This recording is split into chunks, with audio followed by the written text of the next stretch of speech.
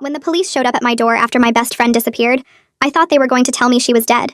What they said was so much worse. I texted Brianna 3 times on Tuesday and she didn't respond. By Wednesday morning, I drove to her apartment and knocked on the door. Her landlord answered. "Can I help you?" I explained I was looking for Brianna. She moved out yesterday, took everything and left. I tried calling her phone and it went straight to voicemail.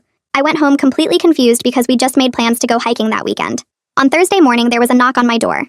2 detectives stood on my porch. "We need to ask you some questions about a recent death." My heart dropped. I thought they were going to tell me Brianna was dead. Instead, one of them pulled out a photo of a man I'd never seen before. "Do you know this person?" I shook my head. "I've never seen him before in my life." They looked at each other. "Can we come inside?" We sat in my living room and one of the detectives leaned forward. "This man was found deceased in his apartment 2 days ago. We found your fingerprints on a kitchen knife at the scene. Your hair was found on his couch. Your gym membership card was in his bedroom." I felt like I couldn't breathe. "That's impossible. I don't know him. I've never been to his apartment." They asked me where I was Monday night. I told them I was home alone watching TV and had no way to prove it.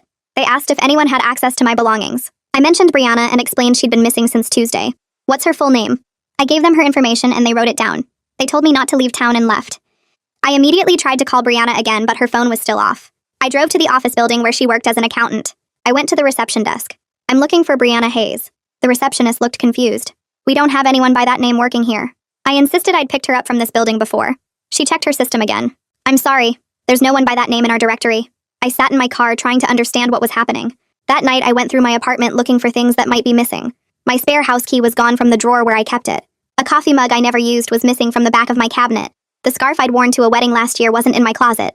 The next morning, the detectives came back. "We have more evidence we'd like to discuss." They showed me photos from the crime scene. My scarf was draped over the couch. The missing coffee mug was in the sink with my lipstick on the rim. A receipt with my signature was found in the trash. "I didn't put any of those things there," I said, my voice shaking. "Someone is setting me up." They asked about Brianna again, and I gave them her phone number and address. They came back an hour later. "The phone number is disconnected. The address you gave us is an empty apartment." We ran the name Brianna Hayes and found nothing. No driver's license, no social security number, no employment history. "Are you sure that's her real name?" I pulled up photos of us together on my phone and showed them. They took my phone to send the photos to themselves. "We're going to need you to come down to the station for further questioning." I called a lawyer immediately. Over the next 2 days, I discovered everything. Brianna's job didn't exist.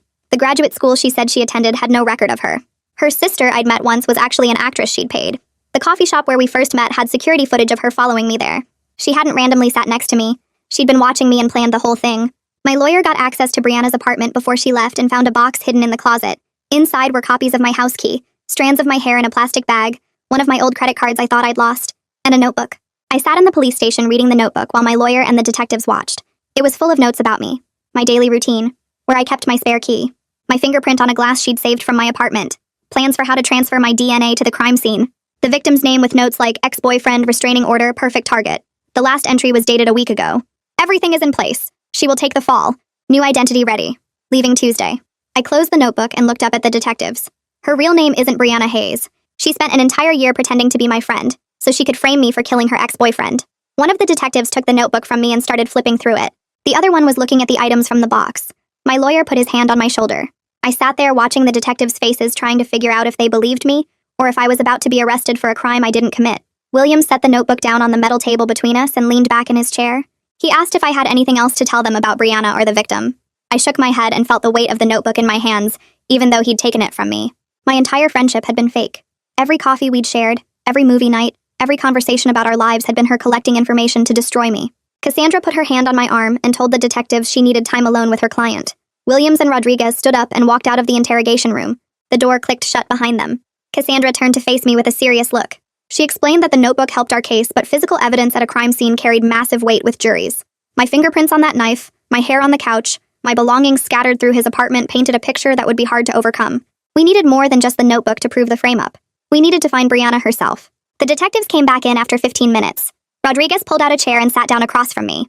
She'd been quiet during most of the earlier questioning, but now she started asking detailed questions. She wanted to know exactly how Brianna had collected my DNA and personal items. I walked her through everything I could remember. Brianna had insisted on washing glasses after I'd used them at her apartment, saying she was particular about her dishwasher. She'd borrowed my scarf one cold day in January, claiming she'd forgotten hers at home. Items had gone missing over months, small things I'd barely noticed at the time. A coffee mug from the back of my cabinet, my spare house key that I thought I'd misplaced, an old credit card I assumed I'd thrown away. Rodriguez wrote down every detail while Williams watched me carefully.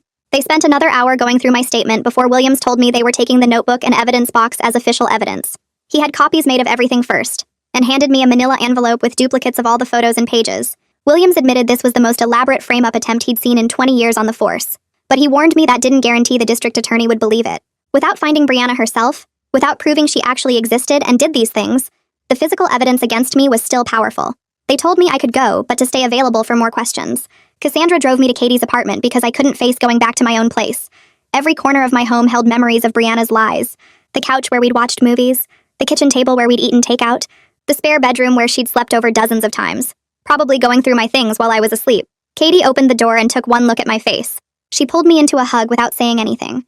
That's when I finally broke down crying for the first time since this nightmare started. I'd been holding everything together, trying to stay calm and logical for the police and my lawyer, but standing in Katie's doorway, with a real friend's arms around me, I couldn't hold it in anymore. Over the next 2 days, Cassandra hired a private investigator named Justin. She explained he specialized in tracking people using false identities. Justin arrived at her office on Saturday morning with a laptop bag and a serious expression. He was maybe 40 with gray starting at his temples, and the kind of focused energy that made me think he was good at his job. Cassandra had already sent him the photos I had of Brianna. He opened his laptop on her conference table and immediately started running the images through facial recognition databases. He explained the process while he worked. Most people left digital footprints somewhere even when they tried to stay hidden. Social media, security cameras, driver's license photos, passport records. The key was finding the right database and having the access to search it. Justin told me that whoever Brianna really was, she was skilled at staying off the grid. But everyone made mistakes eventually. He was focusing on the paid actress who pretended to be her sister. That was a thread we could pull to unravel her real identity. The actress had to have some connection to Brianna. A talent agency, a payment record, some way they'd found each other. Justin had contacts in the entertainment industry and was already working on tracking her down through casting databases. Detective Rodriguez called me on Monday afternoon. She'd obtained security footage from my apartment building going back 6 months. The footage showed Brianna leaving my apartment late at night on multiple occasions, always carrying a bag. She'd return hours later without it. The timestamps matched up perfectly with when she must have been visiting the victim's apartment to plant my belongings and DNA evidence. Rodriguez explained they were building a timeline of exactly when each piece of evidence appeared at the crime scene.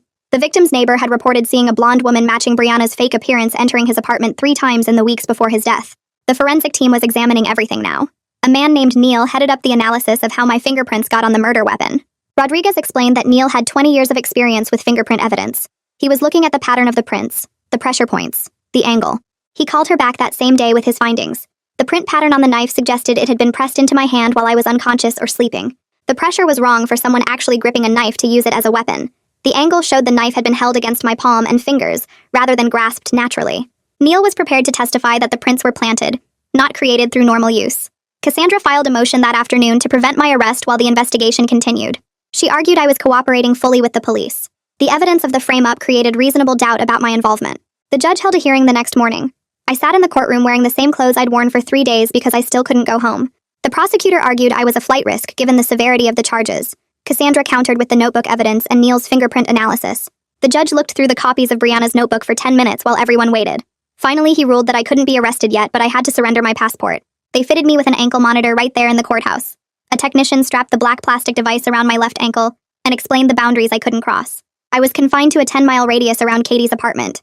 At least I wasn't in jail, but I also wasn't free. Justin called me the next afternoon while I was sitting in Katie's living room staring at the ankle monitor around my leg. He said he found the actress through a talent agency database and was on his way to talk to her. I asked if I could come, but he said it would be better if he went alone since she might get scared with too many people showing up. 2 hours later, my phone rang again. Justin explained that the actress nearly slammed the door in his face when he mentioned Brianna, but she agreed to talk when he told her about the murder charge and that an innocent person might go to prison. She kept saying she didn't know anything about a murder. She thought it was just for a prank video. Someone had contacted her through her agency 6 months ago asking her to play a sister role for what they described as a reality show surprise. The woman paid her $5,000 in cash, half up front, and half after the single meeting with me at that coffee shop. The actress said she felt sick when Justin explained what Brianna had really been planning. She agreed to come to the police station the next morning to give a full statement. I sat in a conference room at the police station with Detective Williams, while the actress talked to a sketch artist in another room. Katie was with me because I couldn't handle being there alone. The actress had already given her statement to Rodriguez about the cash payment and the fake sister act. Now she was describing what the woman who hired her actually looked like. Williams explained that Brianna must have been wearing the blonde wig and colored contacts when she was around me, but she would have used her real appearance when meeting the actress to avoid creating a trail that led back to her fake identity. After an hour, the sketch artist came in carrying a drawing. Williams took it and laid it on the table in front of me. I stared at a face I had never seen before. The woman in the sketch had dark hair cut short, glasses with thick frames and harder features than the soft, friendly face I knew as Brianna. The actress said the woman spoke with a slight accent that might have been fake, something vaguely European that came and went. I kept looking at the sketch trying to find anything familiar in those eyes or that mouth, but there was nothing. This was who Brianna really was. The person I called my best friend for an entire year, who I told my secrets to and made plans with and trusted completely, had been a total lie from her appearance to her personality to the way she talked. Every smile, every laugh, every moment of our friendship had been an act performed by someone wearing a disguise. The forensic accountant who traced Brianna's money called Detective Rodriguez 3 days later with new information. I was back at Katie's apartment when Rodriguez phoned to tell me what they found. The $5,000 paid to the actress came from prepaid debit cards, not cash like the actress thought. The woman who hired her had handed over what looked like cash, but the bank determined it was actually withdrawn from a series of cards purchased at different stores across 3 states over a period of 2 months. Someone had been planning this for way longer than a year. They tracked the card purchases to locations in Ohio, Pennsylvania, and West Virginia. Each card was bought with cash at a different store, never more than $500 at a time to avoid triggering any reporting requirements. The accountant estimated that Brianna had been moving money and preparing her frame-up plan for at least 18 months, maybe longer. She had serious resources and knew exactly how to avoid leaving a trail. Rodriguez said they were looking into where that much money could have come from, but so far, they had nothing. Katie took a leave from her job at the marketing firm where she worked to stay with me full-time. I was scared to be alone even during the day. Every sound made me jump. I checked the door locks 5 or 6 times before going to bed. I kept thinking Brianna might come back to finish what she started, or that I missed something and the police would decide to arrest me anyway. Katie never complained about putting her life on hold. She made meals, answered my phone when reporters called, and sat with me when I woke up from nightmares about being in prison. One night I apologized for being such a mess, and she looked at me seriously. She said this is what actual friends do for each other. They show up when things are terrible and they stay. I realized she was showing me what real friendship looked like after a year of experiencing a fake version. Brianna had taught me to question everyone's motives, but Katie was proving that genuine people existed. Neil called Detective Williams with new findings from my apartment. His team had gone back to do another search after the sketch revealed Brianna's real appearance. They found tiny fibers embedded in my bedroom carpet that matched the victim's apartment carpet. The fibers were concentrated near my dresser where I kept some of my clothes and jewelry. Neil explained that Brianna must have walked through the crime scene after killing him, then come straight to my apartment to plant more evidence. The fibers were on her shoes and transferred to my carpet when she went into my bedroom. This meant she had been in my room after committing murder, going through my things while I was probably asleep in the next room or out somewhere. The thought made my skin crawl. She had walked around my apartment with a dead man's blood possibly still on her, touching my belongings and planning how to destroy my life. Neil said the fiber evidence was another piece proving the frame up, because it showed the connection between both locations through Brianna's movements. Justin found more details about the apartment Brianna rented under her fake name. The landlord told him the whole thing was handled remotely. Someone calling herself Brianna Hayes contacted him through email about the apartment 6 months before she moved in. She paid for 6 months' rent up front with a cashier's check mailed from a post office 2 states away.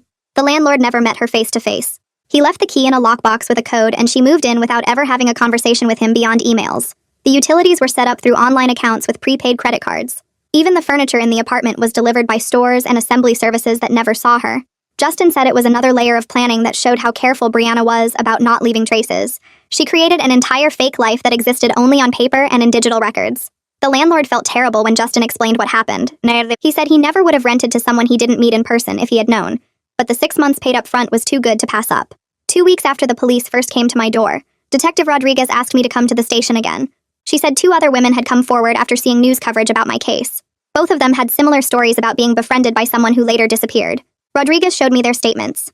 The first woman said a friend she met at a yoga class 3 years ago had slowly borrowed items over several months, including a house key she claimed to need for dog sitting. The friend vanished suddenly, and the woman later discovered her spare credit card was missing, along with strands of her hair from a brush she kept in her bathroom. The second woman described meeting someone at a professional networking event who built a friendship over 8 months, then disappeared after gaining access to her apartment and personal information. She reported several items missing, including jewelry and her passport. Both women said the friend seemed interested in their daily schedules and asked detailed questions about their routines. Reading their statements felt like looking at an early draft of what Brianna did to me. Detective Williams called a meeting with me, Cassandra, and Justin to discuss the pattern emerging from the other victims. He said it was clear Brianna had done this before, possibly many times over several years. The 2 women who came forward might be only the ones who recognized the pattern from news coverage. There could be more victims who never realized they were targeted. Williams contacted the FBI because the evidence showed Brianna crossing state lines and potentially committing identity fraud and theft on a federal level. An FBI agent named Gerard, who handled serial identity fraud cases, agreed to look at the evidence. Williams said if Gerard took the case, it would bring more resources to finding Brianna and might connect her to other crimes across the country. The meeting ended with everyone agreeing that I probably was not Brianna's first attempt at framing someone for a serious crime. I might just be the first time she escalated to murder. Gerard arrived at the police station 2 days later carrying 3 file boxes. Detective Williams introduced us in a conference room where Gerard spread out papers and photos across the table. He explained these were 3 unsolved cases from different states where women reported being befriended by someone under false pretenses who later disappeared. In each case, the friend had collected personal items, gained access to apartments, and learned detailed information about the victim's life. None of the cases resulted in murder charges, but all of them involved the same careful planning and sudden disappearance. Gerard pointed to photos from each case showing different women who the victims had befriended. One had red hair, another was brunette, the third was blonde like the Brianna I knew. But Gerard said the methodology was identical in every case. The gradual friendship building, the careful collection of DNA and personal effects, the fake identity that vanished without a trace. He believed all these cases were the same person using different appearances. In each case, the friend disappeared suddenly, and the victim reported theft of personal items and strange things happening after the disappearance. One woman found her apartment key missing. Another discovered someone had been in her home while she was away. The third had items show up in places she did not put them. Gerard looked at me and said Brianna was likely a professional criminal who had been doing this for years, and the murder frame-up was her most dangerous escalation yet. I picked up the first file and started reading through the case from Michigan. A woman named Sarah reported meeting someone who called herself Jennifer at a yoga class. They became friends over 6 months. Jennifer asked detailed questions about Sarah's schedule, borrowed her apartment key to water plants when Sarah traveled, and collected small personal items Sarah thought she'd lost. One day, Jennifer disappeared completely, and Sarah discovered her credit cards were being used in another state. I moved to the second file from Oregon. A woman named Michelle met someone named Ashley at a bookstore.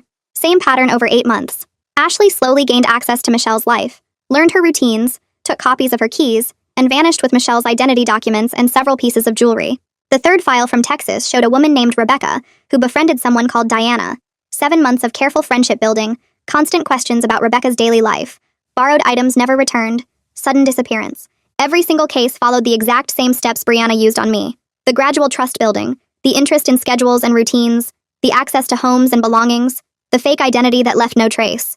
Gerard watched me read and explained that the pattern was too specific to be coincidence. He believed one person was behind all these cases, using different names and appearances each time. The murder was new, though. In the previous cases, she just stole identities and belongings, but with me, she'd gone much further. He said this kind of behavior usually got worse over time, not better, and we needed to find her before she tried this again with someone else. 3 days later, Cassandra called me from the district attorney's office. She'd spent the morning presenting everything we'd found to the DA and his team. She laid out the notebook evidence, the fake identity, the pattern from other states, and Gerard's federal investigation.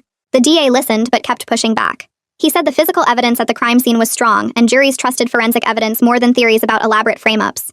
Cassandra argued that I was clearly a victim caught in an ongoing criminal operation, not a murderer. She showed him the files from Gerard proving Brianna had done this before in multiple states. The DA asked why I didn't notice anything wrong during a whole year of friendship. Cassandra explained that's exactly how con artists work, by being patient and building real trust before betraying it. After 2 hours of back and forth, the DA finally agreed to delay any charging decision until the investigation into Brianna's real identity was finished. It wasn't the full clearance I wanted, but it bought us time to find more evidence and track Brianna down. Cassandra told me to stay available and keep helping Gerard with whatever he needed. The DA made it clear he was watching the case closely and could change his mind if the investigation stalled. Justin called that same afternoon with new information about the victim. He'd been digging through police records and found something important. 8 months before he died, the victim filed a police report about a stalker ex-girlfriend who'd been threatening him. He told police she showed up at his apartment multiple times, sent him angry messages, and said she'd make him pay for leaving her. He tried to get a restraining order but couldn't provide enough details for the court to approve it. The woman used different phone numbers, never stayed in one place long enough to be served papers, and the victim only had a vague physical description. Justin read me the description from the police report. Dark hair, around 5'6", slim build, possibly wearing colored contacts to change her eye color. It matched the sketch from the actress, not the blonde woman I'd known as Brianna. The victim had been trying to escape her for months before she apparently decided to kill him. Justin found more reports where the victim called police about suspicious activity near his apartment, cars following him, and items moved in his home when he was away. Every report was filed, but nothing came of them because there wasn't enough evidence to act on. It was submitted under the name Victoria Johns with an address that turned out to be an empty lot in another city. The victim described his relationship with Victoria as lasting 3 months before he discovered she'd lied about major parts of her life. When he tried to end things, she became threatening and obsessive. He wrote in the restraining order request that he feared for his safety and believed she was capable of violence.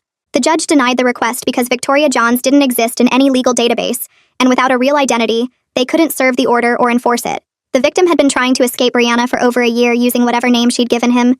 He filed multiple police reports, tried to get legal protection, and even moved to a different apartment, but she kept finding him. Detective Williams said it was clear now that she'd been planning his murder for months, maybe the whole time she was targeting me. She needed someone to frame for it, so she could disappear cleanly without being connected to the crime. The victim tried everything he could to get away from her, and it wasn't enough. Gerard asked me to come back to the police station for a detailed interview. He set up a recording system in a conference room, and we sat down with coffee and my phone full of photos with Brianna. He said he needed to document everything about my friendship with her, because he believed she would try this again somewhere else if we didn't catch her. We needed a complete record of her methods to help identify future victims before she hurt anyone else. I started from the beginning, describing the coffee shop where we met. I explained how she sat next to me when other seats were available, how she commented on the book I was reading, how the conversation felt natural and easy. Gerard asked specific questions about every interaction I could remember.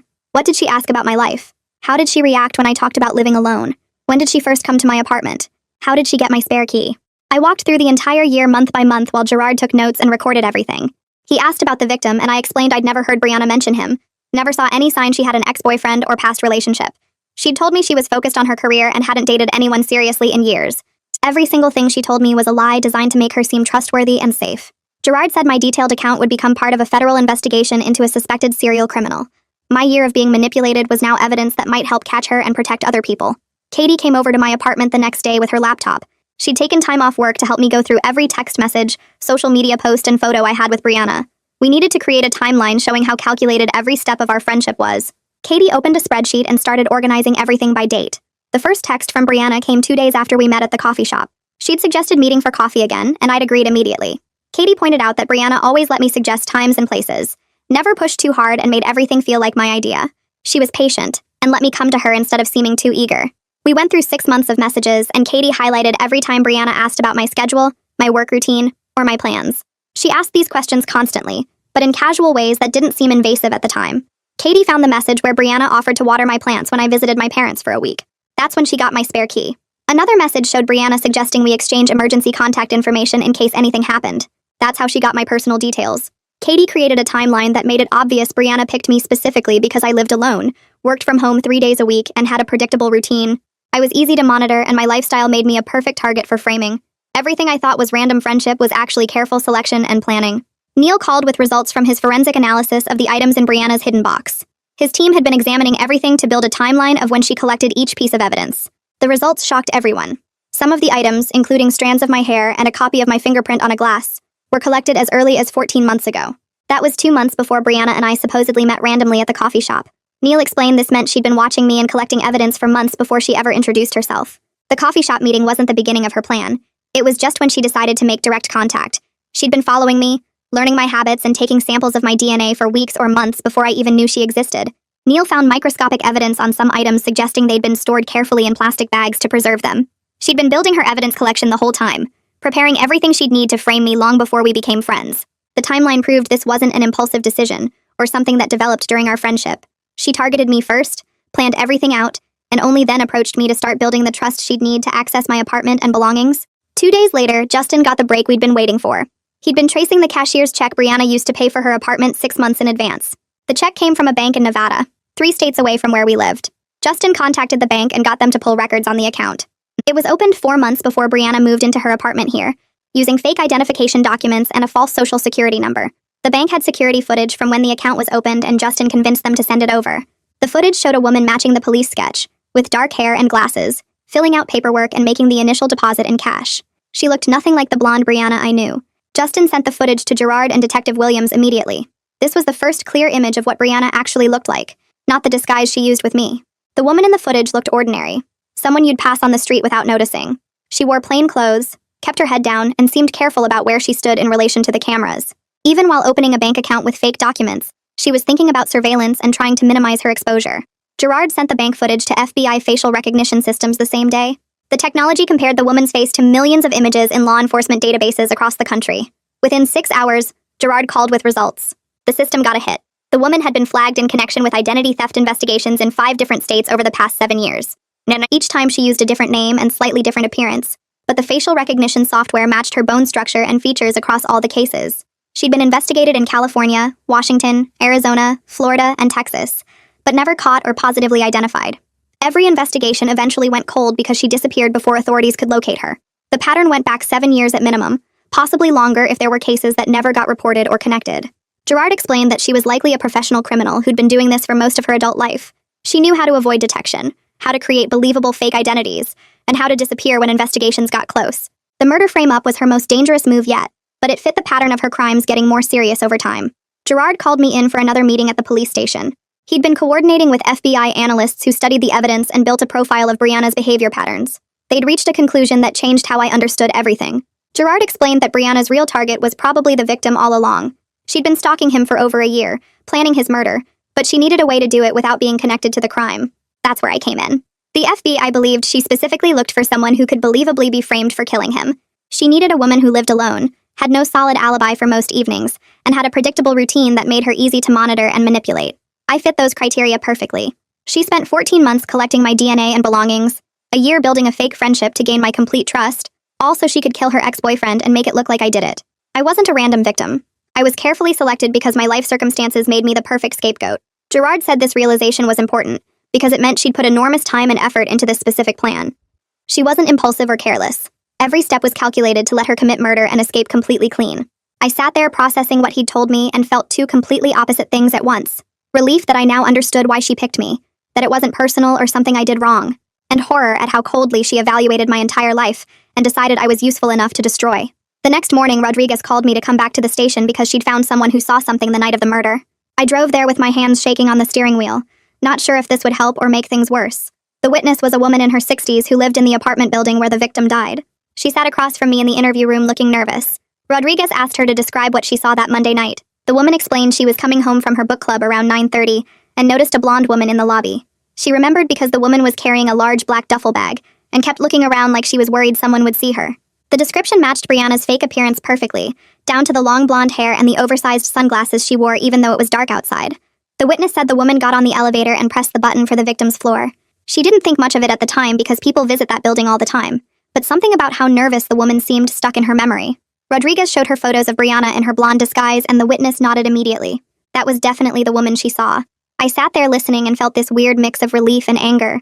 Relief because this proved I wasn't there, but anger because Brianna had been so careful, and still someone saw her and she almost got away with it anyway.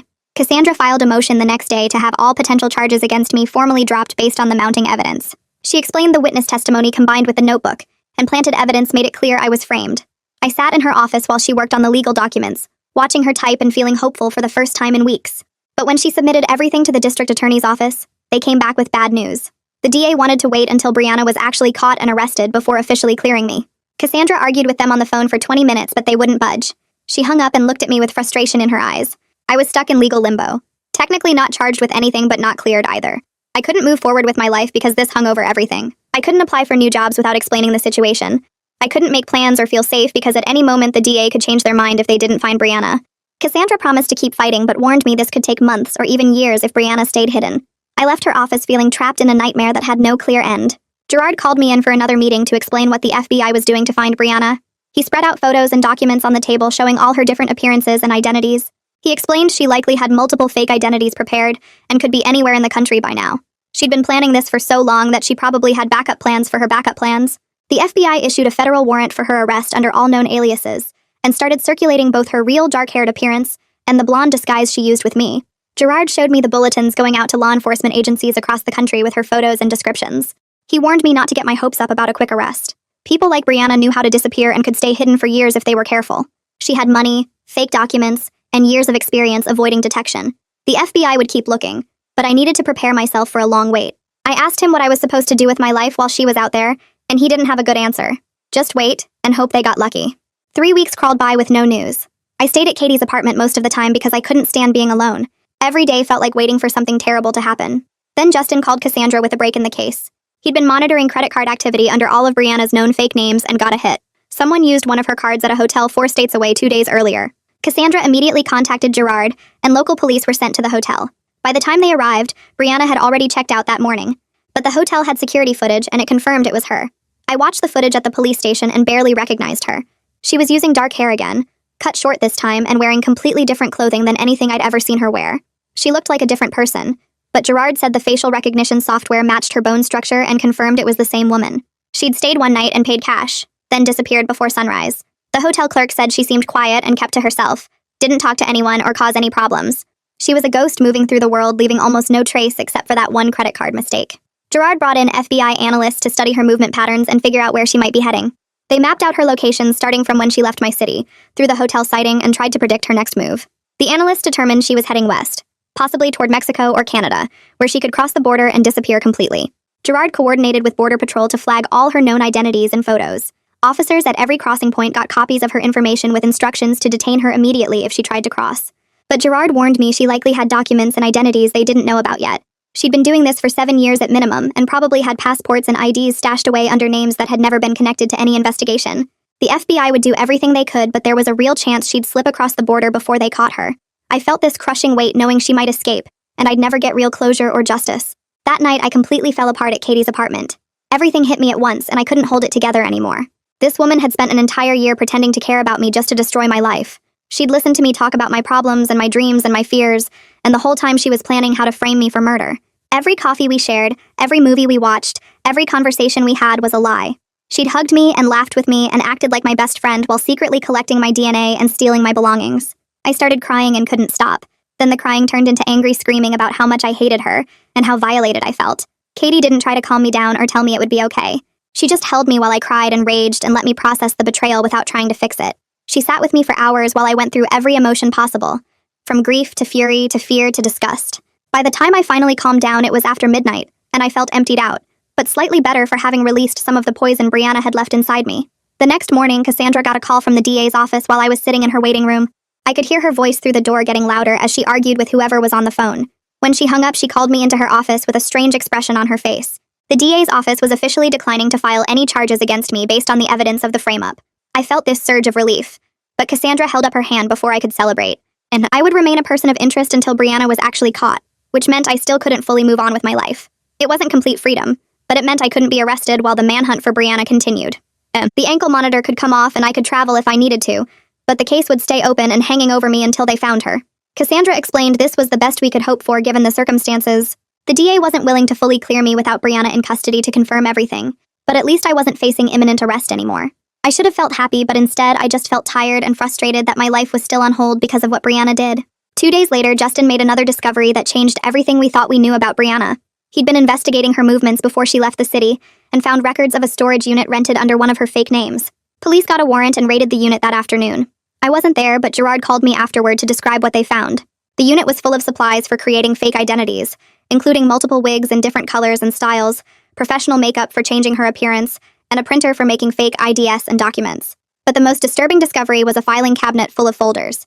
Inside were detailed files on 4 other women besides me, each folder containing surveillance notes, photos, copies of documents, and plans similar to what Brianna had done to me. Gerard said it looked like I was just one target in a much larger operation. She'd been watching these other women and collecting information on them the same way she watched me. Some of the files went back 3 years, meaning she'd been planning multiple frame-ups or identity thefts for a long time. Gerard called me in to review the files and help identify any patterns that might lead to Brianna. I sat in the FBI office reading through folders on 4 women I'd never met, seeing my own nightmare reflected in their surveillance notes. Gerard confirmed I was part of something much bigger, and Brianna had likely been planning multiple crimes using different victims. The other women in the files were immediately contacted and warned about what had been found. 2 of them recognized Brianna from brief encounters where she'd tried to start friendships with them, using different fake names and appearances. One woman said Brianna had approached her at a gym 6 months ago and they'd met for coffee twice before the woman got busy and stopped responding to her messages. Another woman said Brianna had volunteered at the same community center and tried repeatedly to exchange phone numbers and make plans. Both women felt sick when they realized they'd narrowly avoided becoming her next victims. Gerard explained that finding these files was huge for the investigation because it proved a pattern and might help predict what Brianna would do next.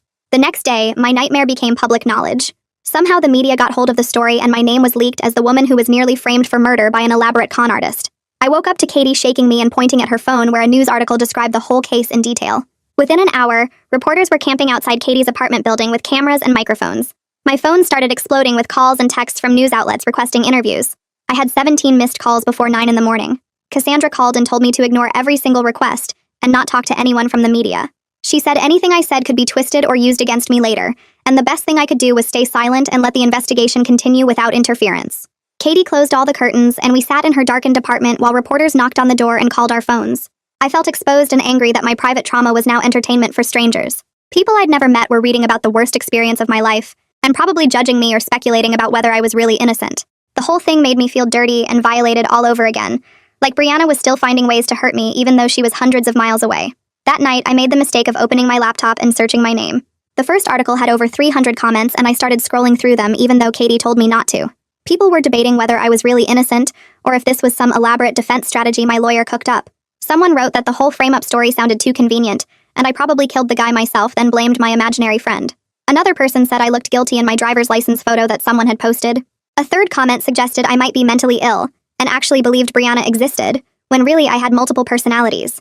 I felt sick reading strangers pick apart my nightmare like it was entertainment. Someone started a poll asking if readers thought I was innocent or guilty, and 42% voted guilty.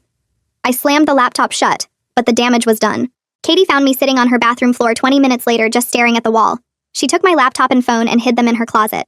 Over the next few days, she screened every call that came through and managed my email account, deleting interview requests and blocking reporters who found my personal address. She made me breakfast every morning and sat with me while I tried to eat even though my appetite had disappeared completely. Katie became my connection to normal life, reminding me that real friendship existed even though Brianna had twisted it into something horrible. She never asked me to talk about my feelings or process what happened.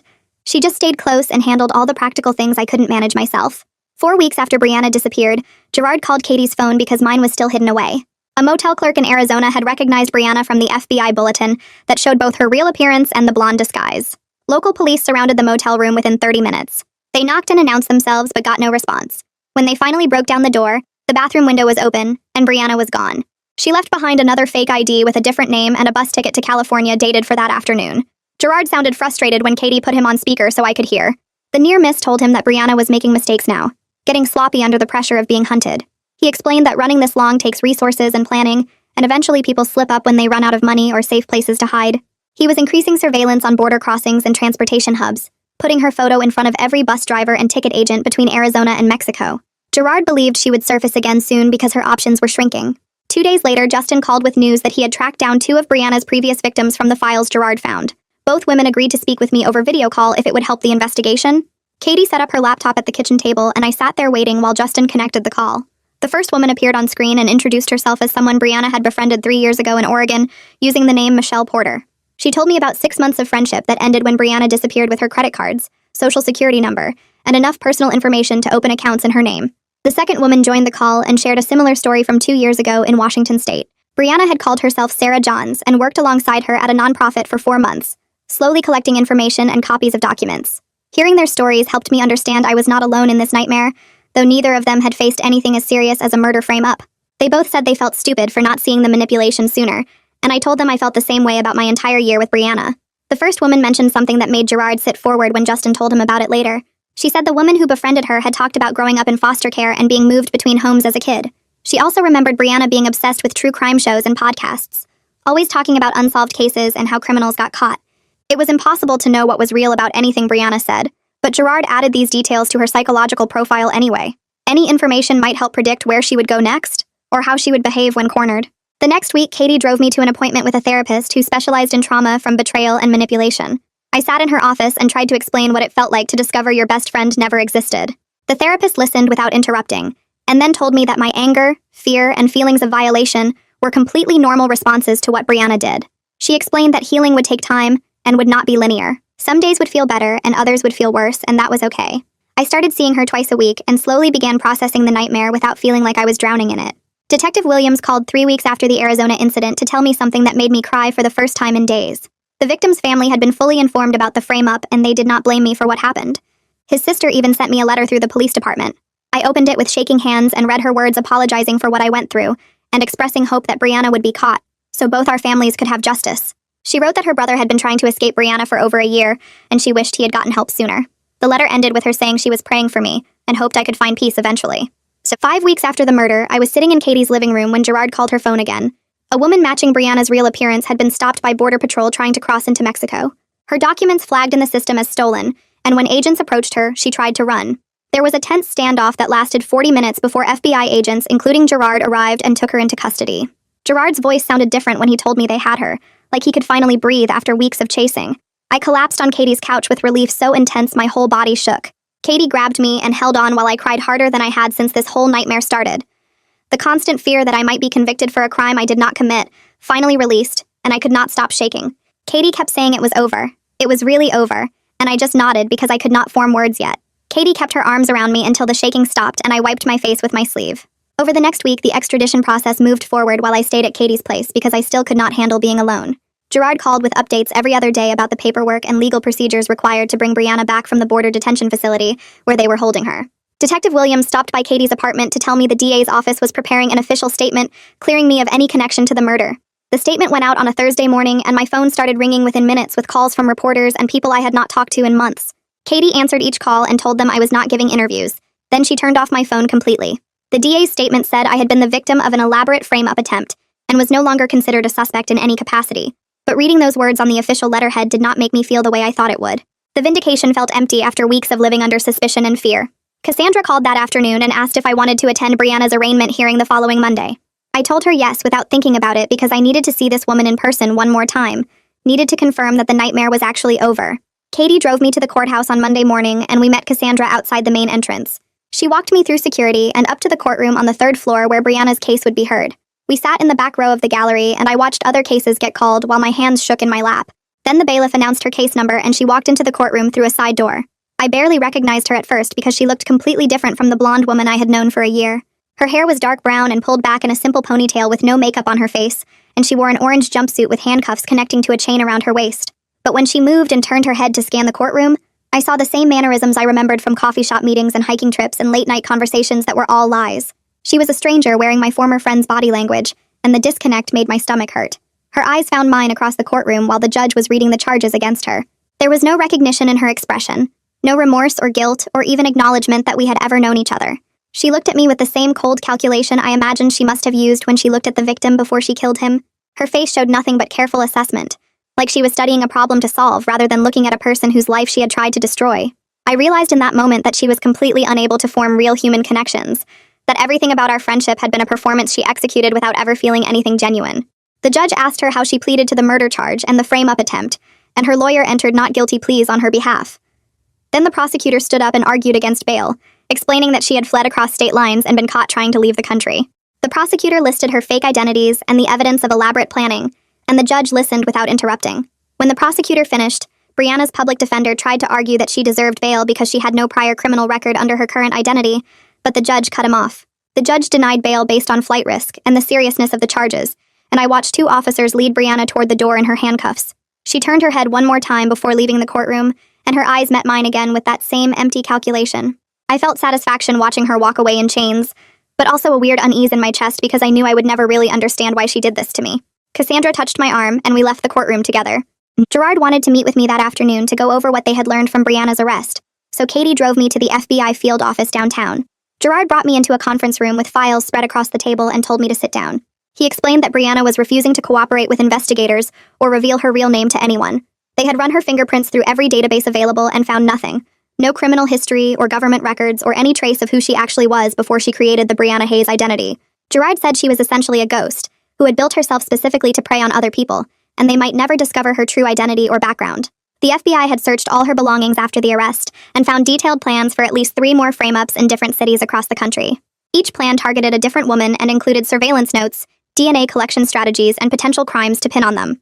Gerard opened one of the files and showed me pages of handwritten notes about a woman in Seattle, another woman in Denver, and a third woman in Austin. I was not special or uniquely targeted, just one victim in a pattern she had been following for years. Gerard told me I was lucky she had chosen murder this time instead of just identity theft, because otherwise she might never have been caught, and I would have just been another person she destroyed quietly.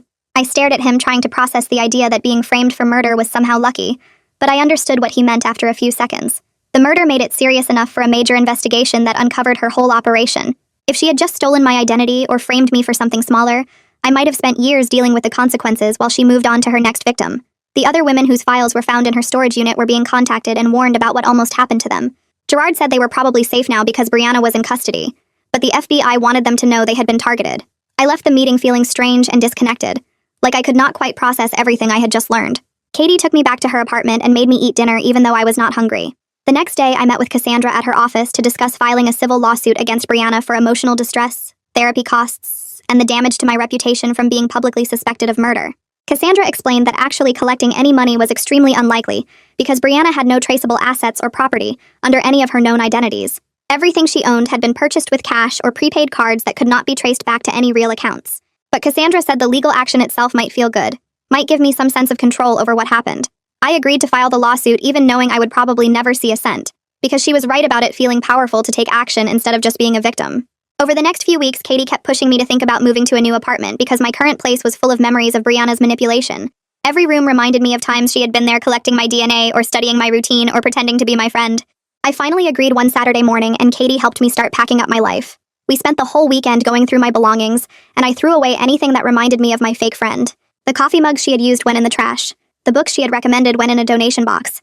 The photos of us together got deleted from my phone and computer. I was reclaiming my space and my life from someone who had tried to steal both. I found a new apartment across town that was smaller but felt clean and safe, and Katie offered to be my roommate so I would not have to live alone. 2 months after the police first knocked on my door, I sat in the same courthouse for Brianna's preliminary hearing, where the prosecutor would present evidence to determine if the case should go to trial. Katie and Cassandra came with me, and we sat in the gallery while the prosecutor laid out the entire year of planning, the murder, and the frame-up attempt. He showed the jury the notebook with detailed surveillance notes about my daily routine. He presented the box of collected items, including my hair and house key copies and old credit card. He walked through the timeline of how she had planted evidence at the crime scene using my belongings and DNA. He showed security footage of her entering my apartment building late at night and leaving hours later. The courtroom stayed completely silent except for a few gasps when the prosecutor showed photos of my scarf and coffee mug at the murder scene.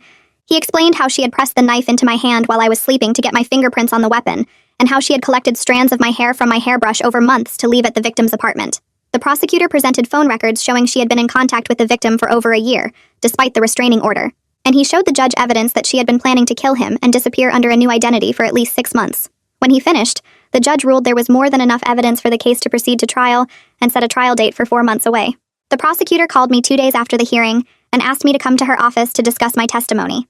I sat across from her desk while she pulled out a thick folder with my name on it. She explained that the trial would likely last 2 weeks, and I would need to testify about how Brianna befriended me, collected my belongings and DNA, and planted evidence at the crime scene. She walked me through the types of questions the defense attorney would ask and warned me they would try to make it seem like I was somehow involved, or that our friendship was real, and I was lying now. I felt sick thinking about sitting in a courtroom while Brianna's lawyer tried to twist everything that happened. The prosecutor said she was confident about getting a conviction, because the notebook and physical evidence were overwhelming. But she warned me that trials can be unpredictable, and juries sometimes surprise everyone. She told me to prepare myself for a difficult experience, and suggested I work with a therapist to get ready for the emotional impact of testifying. I left her office feeling more anxious than before, because until that moment I had not fully understood what going to trial would actually mean. Gerard called me the next week and asked to meet at a coffee shop downtown.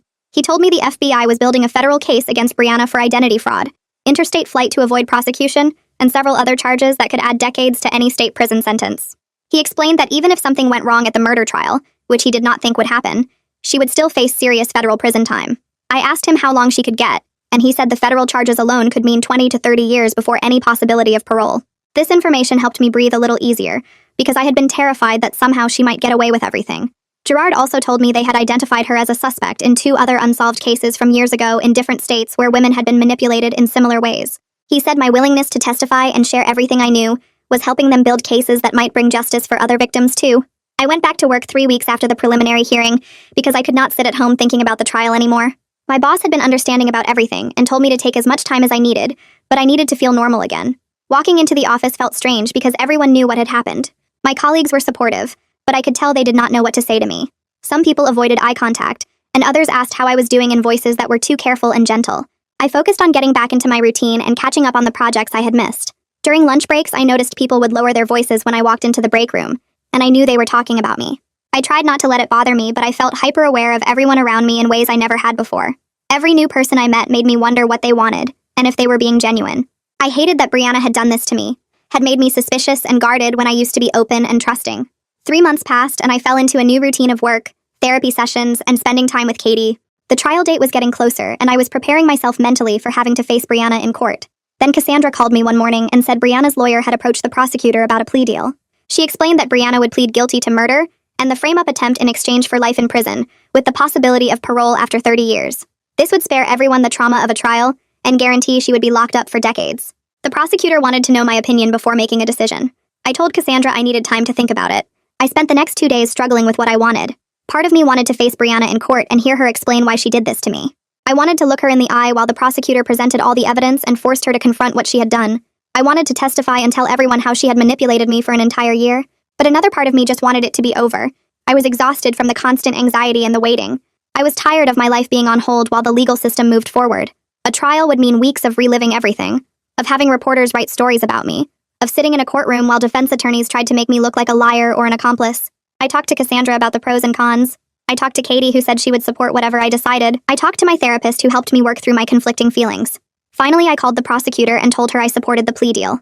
I said I wanted to move forward with my life, and this seemed like the best way to do that, while still making sure Brianna went to prison for what she did. The plea hearing was scheduled for the following week. I sat in the courtroom with Katie and Cassandra while Brianna was brought in wearing an orange jumpsuit and handcuffs. The judge asked her if she understood she was pleading guilty to murder and attempted frame-up. She said yes in a flat voice that showed no emotion. The judge asked if anyone had forced or coerced her into this plea. She said no. The prosecutor read a summary of the crimes, including the year of planning, the murder of her ex-boyfriend, and the systematic frame-up attempt against me. Brianna stood there with a blank expression, while the prosecutor described everything she had done. When the judge asked if she had anything to say, she shook her head. The judge sentenced her to life in prison with eligibility for parole after 30 years. As the bailiff led her away, she glanced in my direction, but her face showed nothing. No remorse, no anger, no recognition of me as a person she had tried to destroy. Gerard called me 2 days after the sentencing to tell me the FBI was closing their investigation now that Brianna had been convicted. He said they had identified her as a suspect in 2 other unsolved cases from years ago, where women had disappeared under suspicious circumstances. She would likely face additional charges for those crimes, but my part in this nightmare was officially over. He thanked me for my cooperation and said my willingness to share everything had helped them understand her patterns and methods. I thanked him for believing me when the evidence looked so bad and for working to find the truth. A victim impact statement hearing was scheduled before Brianna's sentencing was finalized. This was my chance to address her directly and tell her how her actions had affected my life. I wrote out what I wanted to say and practiced it with my therapist. When the day came, I stood in the courtroom and looked at Brianna sitting at the defense table. I told her that she had tried to destroy my life but failed. I explained that I was rebuilding myself and becoming stronger than I was before. I said that I hoped she would get the help she clearly needed during her decades in prison. I talked about the fear and violation I felt knowing she had been in my home while I slept, collecting evidence to frame me for murder. I described the terror of thinking I might be convicted for a crime I did not commit. I told her that what she did was evil and cruel, and I would never understand how someone could do that to another person. Brianna sat completely still during my entire statement. Her face showed no reaction to my words. She did not look sorry or angry or anything. She just stared at a spot on the wall behind the judge like I was not even speaking. When I finished and sat down, the judge asked if she had anything to say in response. She shook her head without looking at me. In that moment, I understood something I had been struggling with for months. I would never get real answers about why she chose me.